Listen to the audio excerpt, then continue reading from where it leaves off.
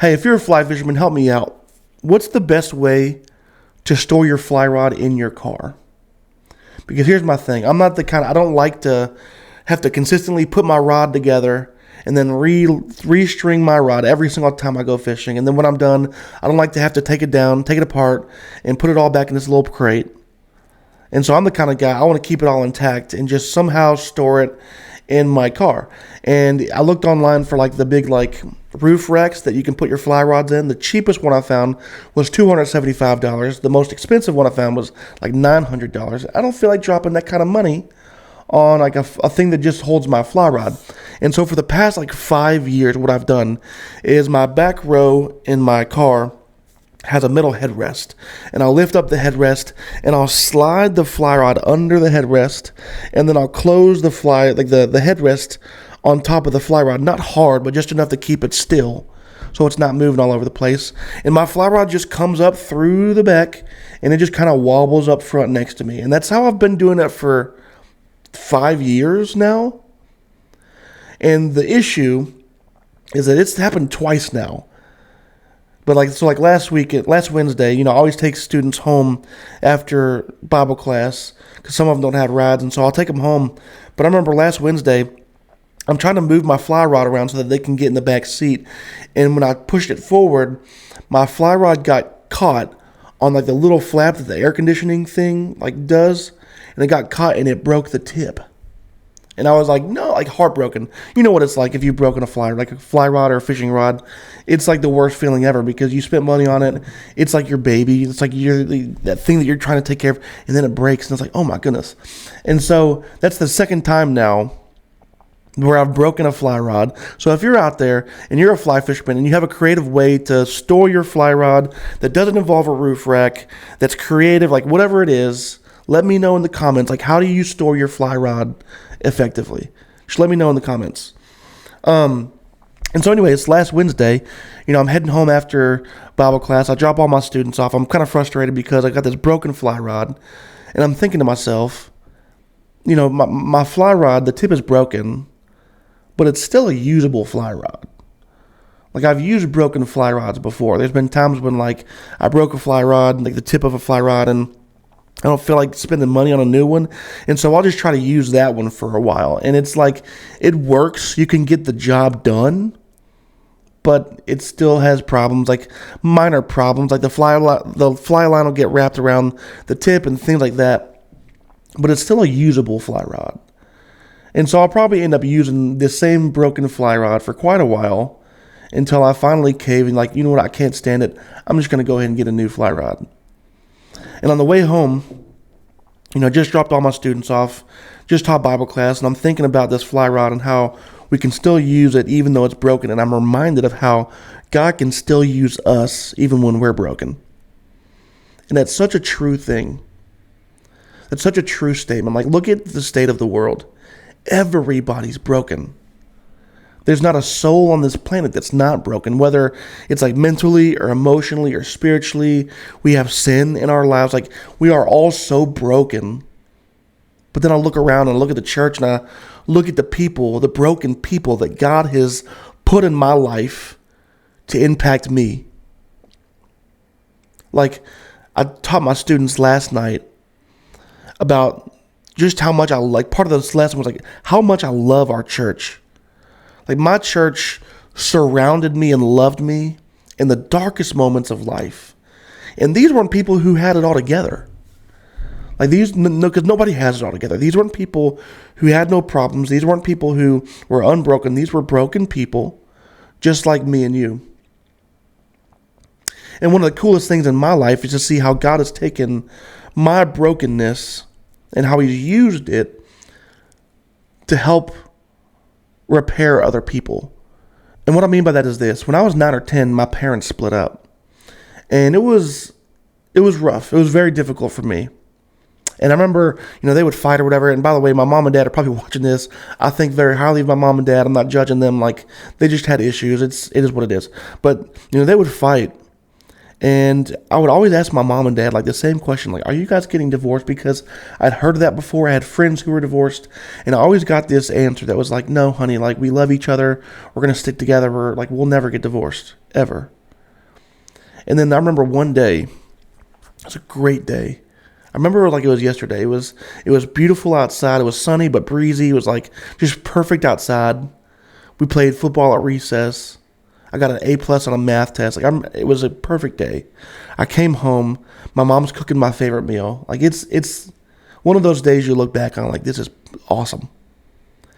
And I remember my mom sat me down. She got real serious, and I could tell something was up. Something was going on. And so I remember I asked her, like, are you and Dad getting divorced? Like, out of the blue. And she said yes, and it just crushed me. I remember I ran upstairs crying. I cried myself to sleep. The next few days was a blur. We didn't go to school. We just stayed home and just sat and watched TV. The next few weeks, months, even years of my life were just rough. Like, there are years of my life that I blocked out entirely. My sister will ask me questions about that time period, like, hey, do you remember this happening or this happening? And it's like, no, I don't remember any of that. She says I played a lot of video games at that point in my life. And I would kind of just, when I came home from school or whatever, I would just go up to this little loft we have, and I just play video games. And like, I don't remember what happened for a large portion of life. My grades just went straight off a cliff. I got kicked out of middle school for grades. Went to a private school. Got kicked out of there for like grades, for fighting, and just, it was rough. It was a bad period of time. I got over it. I figured out life and everything. We moved on, but it was rough. What's crazy about it is because I went through those experiences, because I've had those experiences and went through that, I've now had students whose parents split up and get divorced, and I'm able to help them out in a way that I wouldn't have been able to help them if I hadn't already experienced it. And it's like, I've seen these kids who, like, their parents are going through struggles, and it's like I see myself in them, and I see the pain that they feel. I see the numbness that they are, and it's like, oh yeah, I was there. Let me help you. And so from my brokenness, God was able to use me. And that's the same thing for like all of, like, so many portions of Scripture. God uses broken people to further his agenda, to bring more people to him. Look at Moses. Here's a little list. Look at Moses. He murdered an Egyptian. He doubted his ability to speak. But God used Moses to lead Israel out of Egypt. Look at David. He committed adultery. He arranged a murder, but he became Israel's greatest king. He wrote many Psalms. He's an inspirational figure for Christians and for so much of the Bible. How many Psalms do we talk about today? Doesn't mean he's perfect. He's broken, but God still used him. Look at Peter. He denied Jesus 3 times. 3 times he denied Jesus. And very shortly after that, he gave this sermon at Pentecost and led, I think 3,000 people were baptized that day. He became one of the biggest leaders of the church. Look at Paul. I love Paul because Paul, oh man, if you look at his story, it's such a great 180. He hated Christians. He persecuted them. He would bust in people's houses and pull them out of their houses and arrest them and kill them just because they were Christians. Stephen was martyred. They stoned him to death, and Paul watched it. And not only did he watch it, he was like, we need more of this. That's who Paul was. And then Paul encountered God, and then God used Paul to be one of the most influential Christians, if not really the most influential Christian of all time. Look at the woman at the well. Multiple failed marriages, social shame, but God used her to bring news of the Messiah to the Samaritans.